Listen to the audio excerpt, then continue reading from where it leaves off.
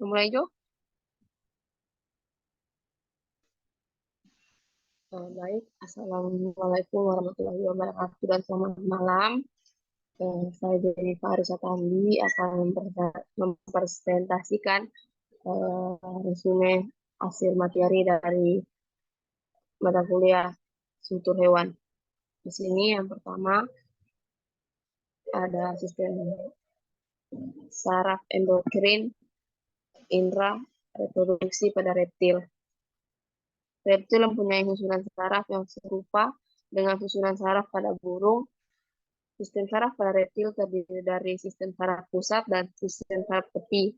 Sistem endokrin atau sistem hormon yang ada pada reptil terdiri atas pengeluaran hormon penting bagi fungsi tubuh yang normal.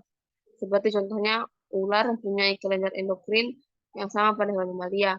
Misalnya, yakni hormon tiroid, kelenjar adrenal, dan hormon paratiroid.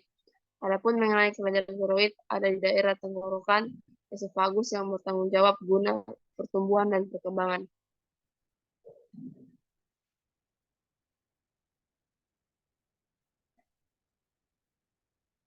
Yang kedua itu ada sistem saraf, endokrin, indera, dan reproduksi pada ikan atau fishes.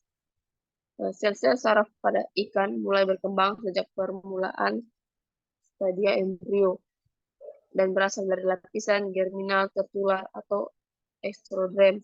Unit terkecil dari sistem saraf disebut neuron yang terdiri atas inti dan jaringan. Perpanjangan sel terdiri atas dendrit dan akson. Pertemuan antara akson dan dendrit dari sel saraf lainnya disebut sinapse. Endokrin ikan mencakup sistem yang mirip dengan vertebrata yang lebih tinggi tingkatannya. Namun, ikan memiliki beberapa jaringan endokrin yang tidak didapatkan pada vertebrata yang lebih tinggi. Misalnya, badan Stanius yang memiliki fungsi sebagai kelenjar endokrin yang membantu dalam proses osmoregulasi.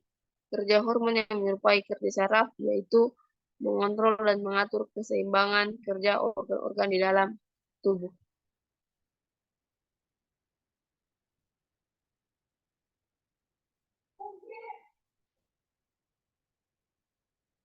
Ketiga ada sistem saraf, endokrin, indera, dan reproduksi pada mamalia.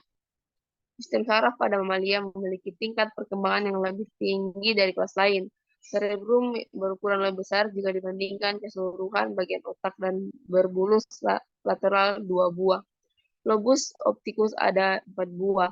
Setiap bagian lateralnya dibagi oleh transversal menjadi lobus anterior dan posterior. Dalam tubuh mamalia terdapat begitu banyak jenis hormon. Hormon atau kelenjar seperti hipofisis memiliki peran sebagai kelenjar penguasa karena kelenjar hipofisis ini mampu mengkoordinasikan berbagai fungsi kelenjar endokrin yang lainnya. Kelenjar endokrin utama pada mamalia adalah hipotalamus, hipofisis, tiroid, paratiroid, timus, pankreas, adrenal, dan gonad. Hormon-hormon yang disekresi oleh kelenjar tersebut mempengaruhi berbagai sel dan satu sama lainnya selama perkembangan mamalia. Sekian pemaparan materi dari saya. Terima kasih.